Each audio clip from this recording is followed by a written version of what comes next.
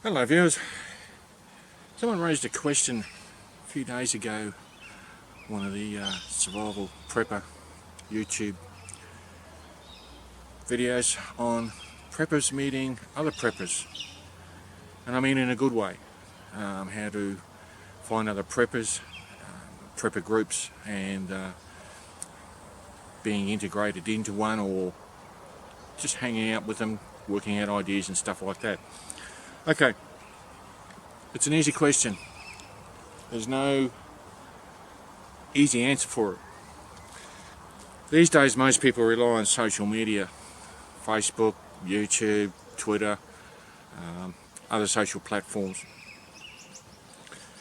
And unfortunately the prepper survivalist community still has a stigma attached to it as being a bunch of Rambos,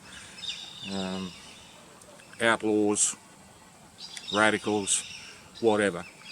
And to actually walk up to someone in the street or in a public place somewhere and just say, I'm a prepper, are you interested in prepping for such and such a disaster, after doing your own risk assessment? A lot of people don't even do that.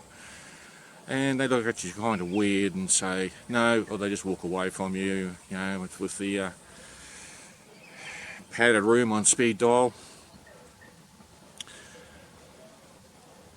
One of the ways that we became a member of a prepper community, I suppose you could say, was about over 20 years ago. Was a friend of a friend of a friend. So that's basically how it started. First off was just our immediate family, and we realised that we didn't have the resources and the skills. And of course there's the old village community type thing, survival community or prepper community that dates back thousands of years. It's been part of human civilization. Anyway,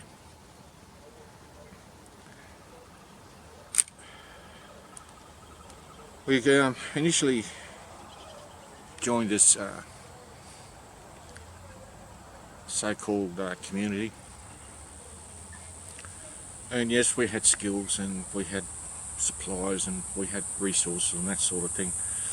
And this is one of the things you've got to be careful of, is if you have to find one and you're accepted into it, or you want to join it, or you're invited. The problem we had with this one, the initial one, the first one, was that everything seemed alright on the surface initially, and after a while the cracks started to appear as we're getting resources together and skills and that sort of thing. We sort of found out that things just didn't feel right, not for us anyway. There were dangerous weapon practices, stores and stuff were being pilfered, the equipment wasn't being looked after, and generally the guy that was the big cheese, or the top dog of the community, was one of these guys that just sat on his backside and did nothing while his minions did everything, and he treated his women like crap. All the women in that particular community. So when you're looking for a community, just be very careful. I know a lot of people out there are trying to find other communities or other people to join their community, or being invited into a prepper survivalist community, and some of the pitfalls are that some of them are just cults. They usually, they put standards on who they accept, whether you're a religious type person, or you've got money, you contribute money to it, that sort of thing, where you're doing most of the hard work and it's not actually operating as a community, if you know what I mean. If you remember some of the cults, one was Jonestown and the other one was Waco. Disastrous. So, to try and answer your question, you're not going to get a prepper or a community landing on your back doorstep or slipping a note into your mailbox or anything like that. Social media, yeah, you can try, and that's all you can do, is you can try. Some of the social media outlets these days, Facebook, Twitter, YouTube, they have their own little communities. Some of them like to stay below the radar for their own reasons, and in a way that's not a bad thing, but they're sort of limiting themselves in some respects to important skills and resources. And human resources are probably one of the most important resources you're going to need. It's not a matter of smacking two rocks together, to light a fire. Your everyday job, your hobbies, your interests, things like that can be an important skill in a prepper community in times of disaster. You may not realise it yet. I think I'm not sure about the other. I'm not a Facebook fan. I'm really not. After working in a certain area and after watching the movie Snowden, I'm not a Facebook fan. Not that there's any more privacy on any of the other platforms, but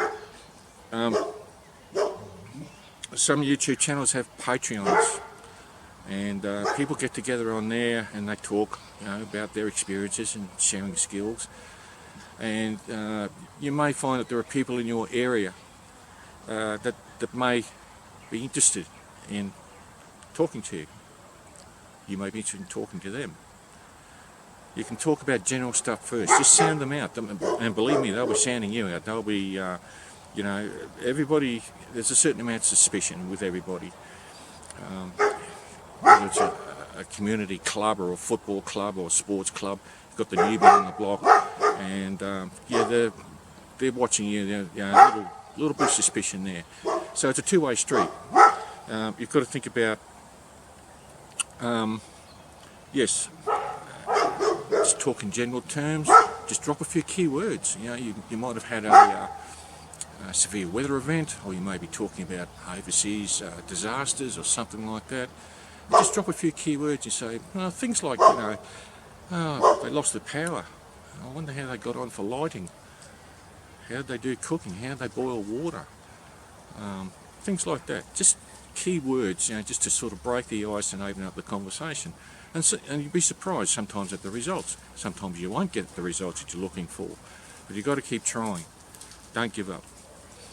After that disastrous attempt with the first community, prepper community we were in, yes, it was bad. The guy was either going to get a shot or arrested, and that's basically what it came down to. So met another friend who knew these people, and he was asked to join.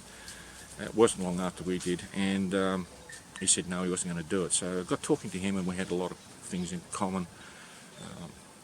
He's probably about 10, 15 years older than I am.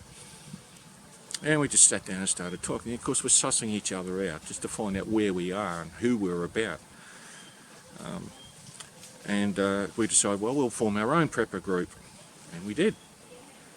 Our families and close friends and that type of thing.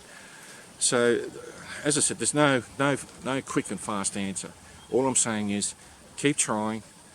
Social events, down at the local bar, down the pub on the Friday night, whatever. Around here there are a lot of preppers. We know that. They know of us. Sometimes we run into each other in a small country town up the road here and have a bit of a chat. And we know that they're there, and they know we're here, even though we're not tight-knit. They know we're in the area if the situation ever arises. So tread softly. Don't hit them in the back of the head with like a baseball bat and say, stand up there and say, well, I'm a prepper, yada, yada, yada. That just turns people off straight away. Just switches off. Walk into it gently, drop a few key words without divulging too much information. Suss them out. They might say, oh yeah, we know someone that's doing that, or they might say, oh yeah, we had candles and things or whatever when the power went out. Stuff like that. But always remember that they're suspicious of you too. So, like I said, it's a two-way street. It's not going to be easy. There's no easy answer to it. Alright, I hope that helps some people. Just keep trying, you'll find them. Unfortunately, there's one other scenario you could probably look at, and it's probably after the horse is bolted. In times of disaster, we've got evacuation centres and that sort of thing. You may find preppers that are in there that have had no other chance or choice to evacuate. And that's always one of your plans, plan A, B, C, D or D, whatever in your bloody alphabet. That doesn't matter how prepared you are, sometimes you've got to evacuate. Plan B, where do we evacuate to? An evacuation centre or someone else's place. So evacuation centres are probably a good idea to think about. Emergency services, okay, fire, police, ambulance, they're always at the coalface of disasters, natural disasters, that sort of thing. We've got a lot of bushfires going on in Queensland at the moment. The firers and the ambulance and the police are out there all doing their job. A lot of the firers are volunteer fighters. And yes, people say, oh, police. Okay, just bear in mind that they're always at the coalface. There's a lot of ex-police out there. There are police that are still serving. They have seen how people react in disasters and that sort of thing. So it's just an idea, okay?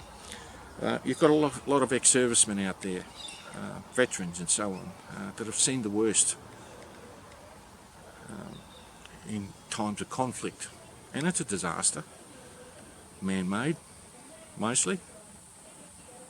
And they come back home and they say, well, they're looking at the options, doing their own risk assessments. You've also got militias out there. I know there are some around here. I don't have anything to do with them. They are dangerous, in my opinion. They usually have some sort of agenda. It might be racist, it might be just, we don't give a rat's ass, we're just going to take what we need, no please or thank you, and we'll take it by force if we have to. So you've got to be very careful. If you happen to manage to get into a group,